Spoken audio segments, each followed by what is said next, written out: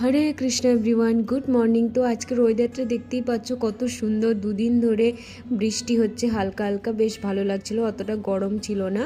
তো যাই হোক, ঘুম থেকে উঠে ঘর ঝাড়ু দিয়ে সব কাজ করে রান্নাবান্না করে এখন চলে এসেছি। মিস্ত্রি কাজ করছে সেগুলো দেখার জন্য। কিসের কাজ হচ্ছে সেটা তোমরা পরের ব্লগেই দেখতে পারবে। আর আজকে গোবো অফিস যায়নি, গান্ধারী গেছে কলেজে।